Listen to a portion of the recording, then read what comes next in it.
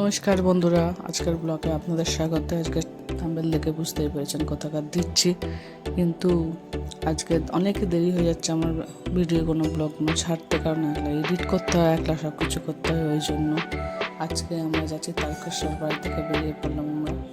এই যে আমাদের রাস্তা, আমাদের বজরংবলীর বেগ বাজারে তারকেশ্বরে আমাদের রাস্তায় নামিয়ে দিয়েছিল, সেখান থেকে আমরা যাচ্ছি তিনজনে, আমাদের বৌদি, আমার বান্ধবী আর আমি।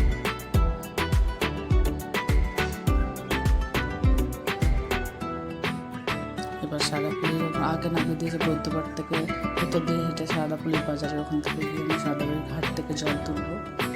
দেখুন কত ভিড়, দেখেই মন ছলছল করছে একদম। ও আনন্দে আনন্দ। আমার পায়ে একটা চোট হয়েছিল, দুটো পায়ে, কিন্তু আমার ডাক্তার বেড রেস্ট দিয়েছিল, কিন্তু আমি শ্রাবণ মাসে নিজেকে আটকে রাখতে পারলাম না। বৌদি আর বান্ধবীর সাহারা নিয়ে এলাম, চলো যাবো, এই পানি যতটা যেতে পারি। তারপর বাবা জানে ওই ঘাটে যেতে পারলাম না।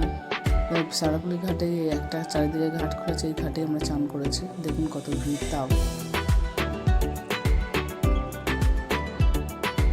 এই যে হাফ রাস্তা করে হাঁটতে পারছি না, আমার বান্ধবী আমাকে হাত ধরে ধরে নিয়ে যাচ্ছে।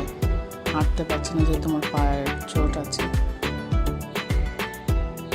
তাও আমি হেঁটে চললাম। এই যে আমাদের তিনজনের ছবি, একদিকে যাত্রীরা যাচ্ছে, আমরাও যাচ্ছি।